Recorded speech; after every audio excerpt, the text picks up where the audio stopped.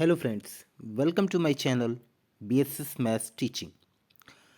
तो previous video में हमने जाना पैरेललोग्राम से रिलेटेड कुछ टाइप्स ऑफ क्वाड्रिलेटरल के बारे में। तो आज उसी से आगे मैं अपनी वीडियो को बढ़ाऊंगा और इसमें हम लोग सीखेंगे कि जो पैरेललोग्राम में प्रॉपर्टीज़ होती हैं या जो थियरम्स होती हैं उसको हम किस तरह से प्रूव कर सकते हैं और क्या क्या चीज़ें पैरेललोग्राम में बहुत ही इम्पोर्टेंट रोल प्ले करती हैं। तो आइए इसको जानने के लिए हम अपनी वीडियो को शुरू करते हैं। तो सबसे पहले मैं आपके सामने एक पैरेललोग्राम ड्रा करूंगा और इस पैरेललोग्राम में मैं आपको दिखाने की, आपको समझाने की कोशिश करूंगा कि सबसे पहले अगर पैरेललोग्राम मैंने बनाया ए बी सी डी, तो ए बी सी डी में हम जानते हैं, ए बी सी डी में हम जानते हैं कि ए बी जो है वो हमेशा इक्वल होगा सी डी के, और जो बी सी होगा वो इक्वल होगा ए डी के, है ना। आई होप ये सबको समझ में आ रहा होगा कि because opposite side of the parallelogram are always equal to each other. Okay, तो आई होप ये समझ में आ रहा होगा सबको। इसके साथ साथ अगर मैं आगे बात करूं तो ए बी पैरेलल होगा सी डी के और बी सी पैरेलल होगा ए डी के। ये भी क्राइटेरिया फॉलो करेगा इसमें।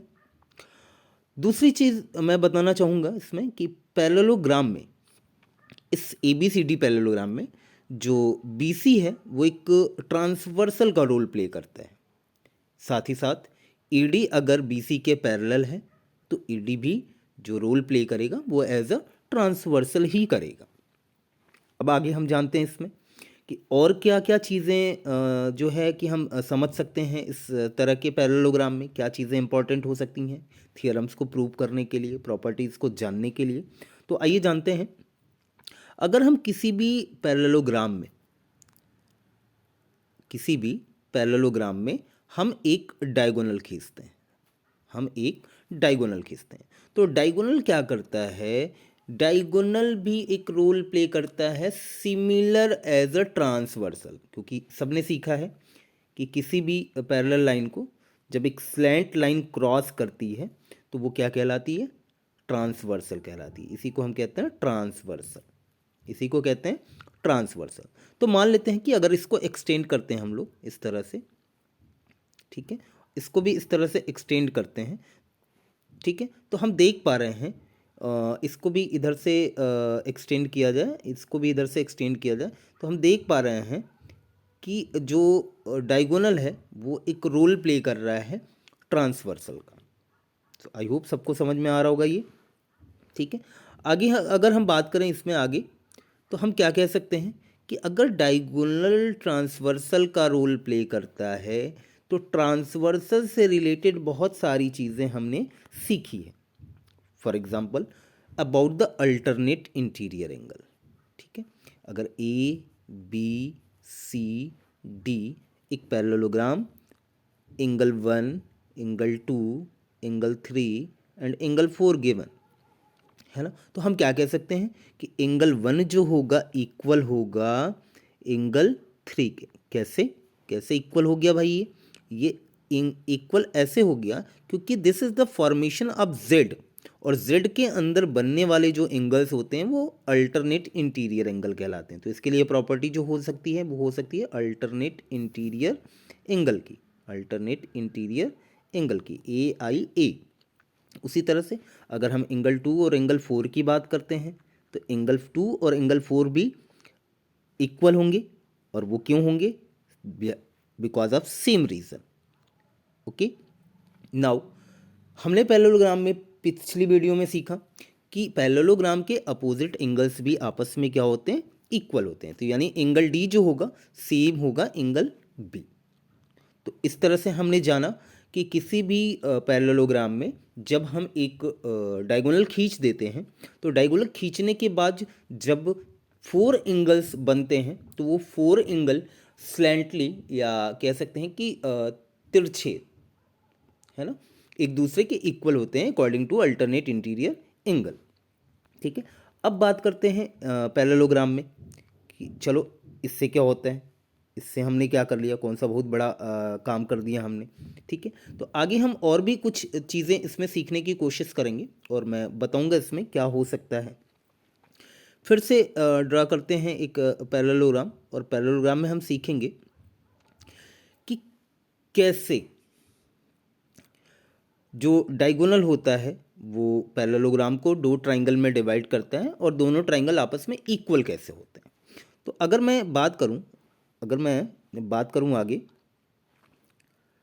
ए, बी, सी और डी की, तो हम कह सकते हैं कि ट्राइंगल वन और टू में, ठीक है, जो सी डी होगा ट्राइंगल वन का वो इक्वल होगा ट्राइंगल टू के ए बी के, है ना, ये वाला आपस में इक्वल होगा।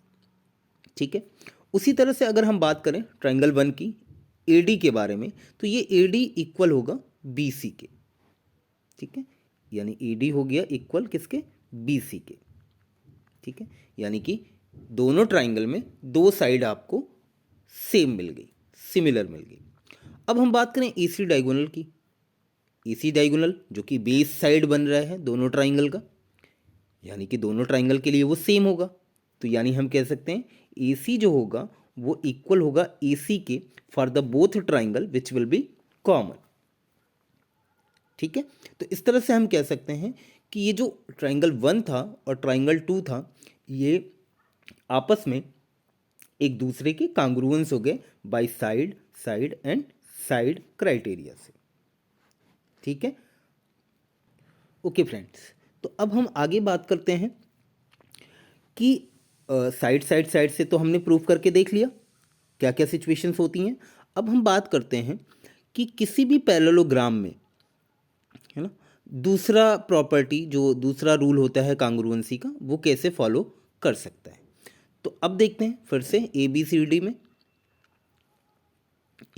डी में टू ट्राइंगल्स।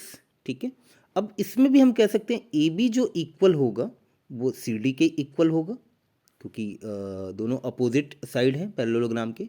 और उसी तरह से हम कह सकते हैं कि ए डी जो इक्वल होगा वो बी सी के इक्वल होगा, क्योंकि ये भी opposite side of the parallelogram है। अब हम बात करते हैं किसी एक एंगल की। तो हमने पिछले टाइम में अभी हमने देखा कि इसको हमने माना था एंगल वन और इसको माना था हमने angle three, angle one and angle three. तो इस बिहाफ पे हम क्या कह सकते हैं कि दो साइड और एक एंगल जो हो रहा है वो क्या हो रहा है, सिमिलर हो रहा है। तो हम इसको कह सकते हैं कि ये भी क्या है, ट्राइंगल ए बी सी और ट्राइंगल सी डी ए एक दूसरे के कांग्रुएंट हैं, यानी कि सिमिलर हैं और ये फॉलो करता है साइड, एंगल और साइड क्राइटेरिया को।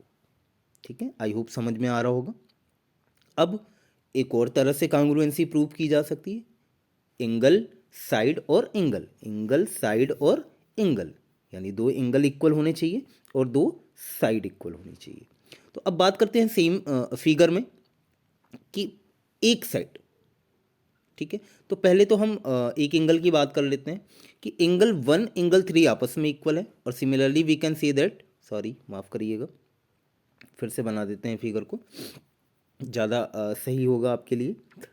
अगर हम फिर से बात करते हैं पैरेललोग्राम में, तो पैरेललोग्राम में हम देख सकते हैं कि अगर हमने डायगोनल बनाया और हम ये जानना चाहते हैं कि ए एस ए कांग्रुएंसी कैसे प्रूव हो सकती है, तो हम कह सकते हैं कि किसी एक साइड को इक्वल दिखाते हैं। मान लीजिए हमने दिखा लिया ए बी सी डी में से दो ट्राइंगल अगर बन रहा है तो हमने दिखा दिया A D is equal to B C, A D is equal to B C हमने दिखा दिया। ठीक है, तो ए डी बी सी यानी एक साइड हमको मिल गई इक्वल। अब एंगल की बात करते हैं। तो हमने बताया था angle one will be equal to angle three because of alternate interior angle, and similarly we can say that angle two is equal to angle four, है ना, यानी वन थ्री के बराबर, टू फोर के बराबर और वन साइड इसमें बराबर है। तो भी हम कह सकते हैं कि by A S A this is a congruent triangle, these are the congruent triangle। तो आई होप ये समझ में आ रहा होगा। तो स्टूडेंट्स, कुल मिला के कहने का मतलब ये है कि अगर इतनी सी प्रॉपर्टीज़ हम जान रहे हैं किसी भी पैरेललोग्राम के लिए, तो वो सफिशियंट होगा किसी भी थियरम को, किसी भी प्रॉपर्टीज़ को प्रूव करने के लिए, दिखाने के लिए। अच्छा, इसमें एक और इम्पॉर्टेंट चीज़ आती है कि साथ ही साथ अगर लगे हम ये जान लें कि आपको क्वेश्चन हो सकता है, आपका क्वेश्चन ज़रूर हो सकता है कि सर क्या एक ही डायगोनल से हम सारी कहानी बना सकते हैं? क्या एक ही ट्राइंगल से हम सारी कहानी बना सकते हैं? तो नहीं, ये कोई ज़रूरी नहीं है, बिल्कुल ज़रूरी नहीं है।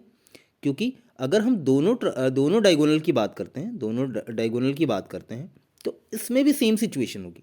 ये एंगल इक्वल होगा इसके, ये एंगल इक्वल होगा इसके। अपोजिट एंगल्स पता ही है इक्वल होता है पैरेललोग्राम में, लेकिन अगर हम अल्टरनेट इंटीरियर की बात करें तो ये वाला एंगल इक्वल होगा इस वाले एंगल के, और ये वाला एंगल इक्वल होगा इस वाले एंगल के, और बाकी के बचे हुए 4 ट्राइंगल बन रहे हैं, तो ये वाला एंगल इक्वल होगा इसके due to vertically opposite, and this will also equal to, है ना, अब these two, so it means that vertically opposite. So by this method also we can say that all the triangles like 1 2 3 4, all the triangles will be congruent to each other. So I hope सबको समझ में आया होगा। So video को like करें, ज़्यादा से ज़्यादा शेयर करें, कमेंट ज़रूर करें ताकि मुझे अच्छा लगेगा, और जो भी गलती होगी, जो भी कमियां होंगी, उसको मैं इम्प्रूव कर पाऊँगा। सो थैंक यू एंड जय हिंद।